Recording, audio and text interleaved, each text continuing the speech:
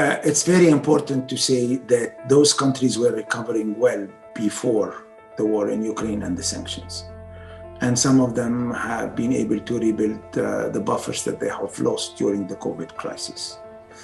The crisis, though, and the sanctions affected them directly because they have a very strong economic and financial relationship with Russia.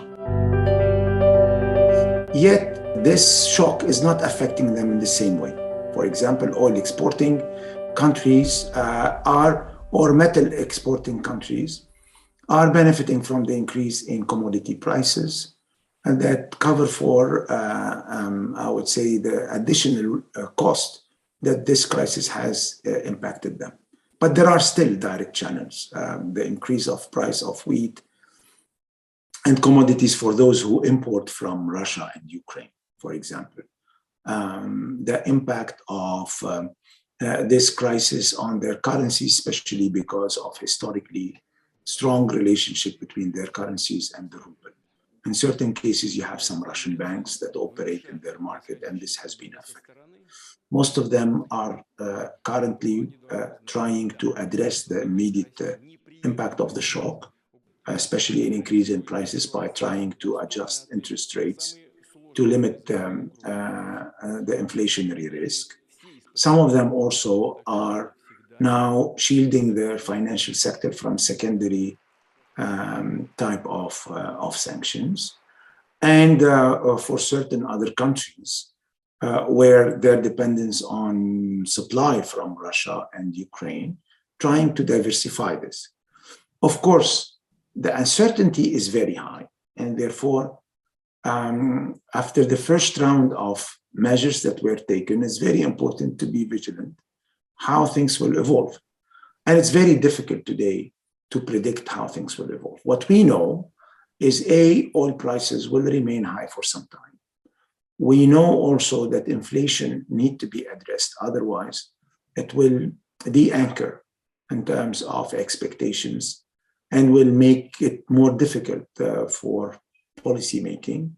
Certain landlocked countries need to find new routes for their transport.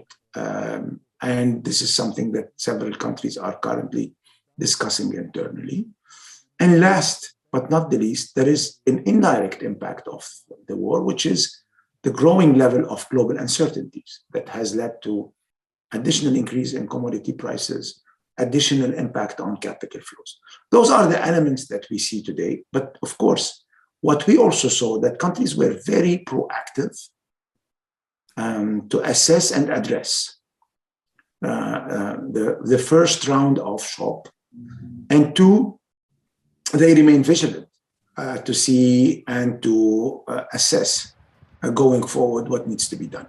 The first one is remittances. Several countries who are remittance dependent on Russia try to keep the channels of transfers of funds available for their citizens working in and living in Russia. This is for certain countries, it's an important lifeline, like for example in Tajikistan or in Kyrgyz Republic. Central banks where there are Russian banks operating in Kazakhstan or in Armenia or in other places also took certain number of measures to shield their financial system from any indirect sanctions. Other countries that they had contracts of wheat and commodities with Russia and Ukraine are now looking to see other sources of supply.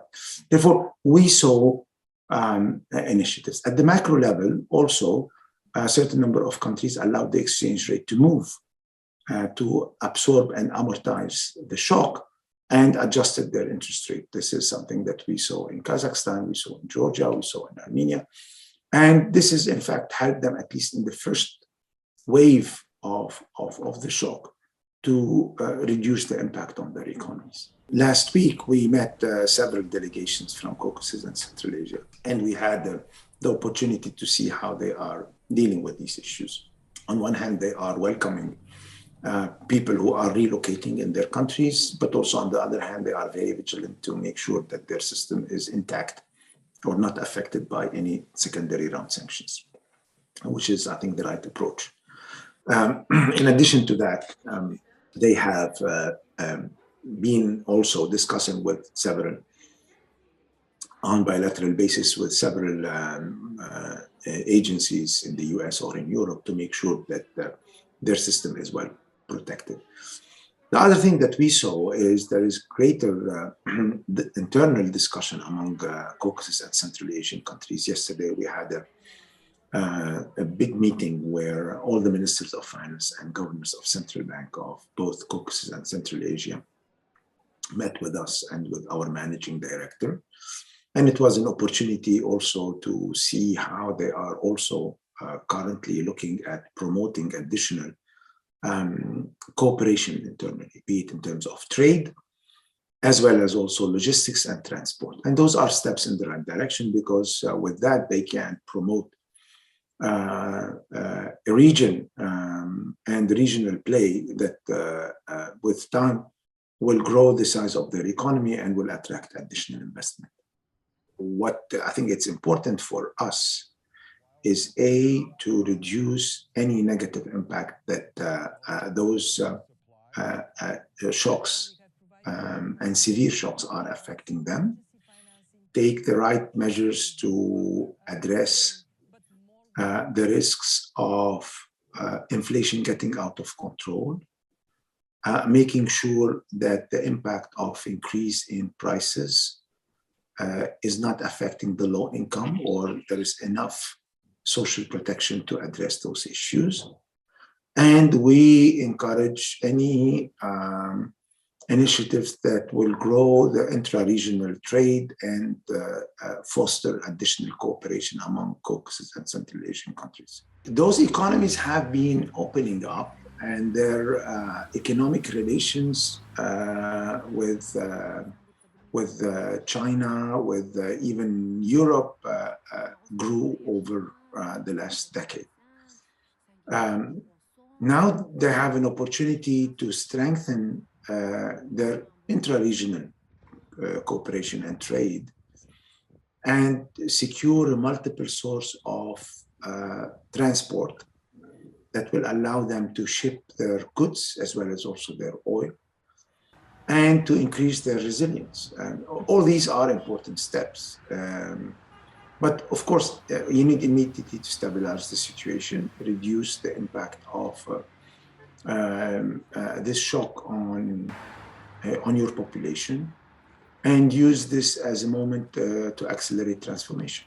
So Uzbekistan opened up in the last 5 years and did a large number of important reforms to open the economy, open the financial markets, and transform some of the state-owned entities. And they are keeping the pace, especially now after the new term of the president. The priority set is to accelerate this transformation. Those are steps in the right direction. Of course, it takes time, and the environment may not be at its best, but those are, in fact, right steps.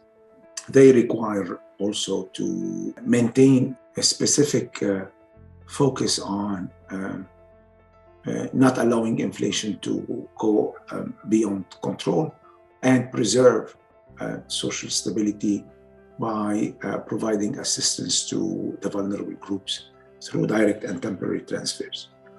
Kazakhstan also is contemplating accelerating reforms in order to increase attractiveness of investment and grow beyond the potential that oil provides. Currently, they are working on a medium-term reform program that goes in this direction.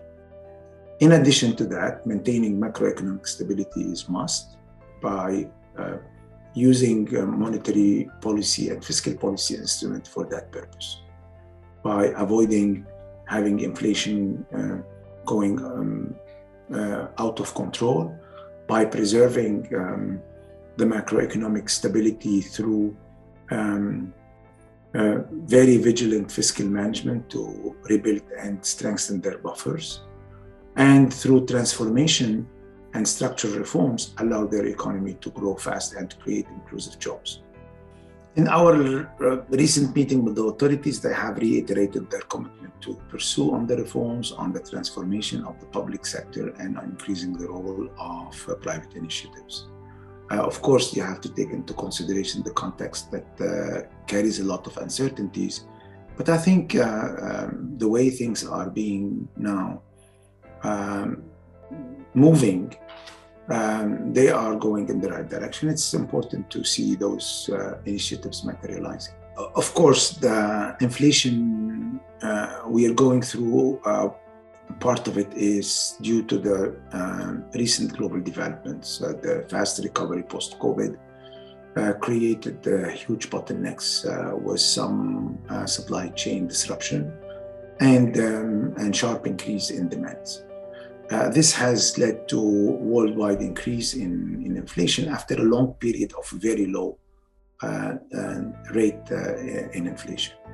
It has led to change in the monetary policy and acceleration of normalization of monetary policy in advanced economies that indirectly has an impact, both in terms of liquidity and rates. The crisis that we went through and we are still going through is an additional source of risks because of the increase in price of commodities as well as also the increase of price of energy. Countries have already been trying to address those risks by allowing exchange rate to be flexible and by making their monetary policy being data-driven, i.e. to focus on inflation targeting, and also by doing the additional set of reforms that will increase macroeconomic stability. It's an issue that will take time. I think what is important is to avoid that we have a de-anchoring of expectations of the market and face a situation where we will have a protracted and entrenched type of inflation.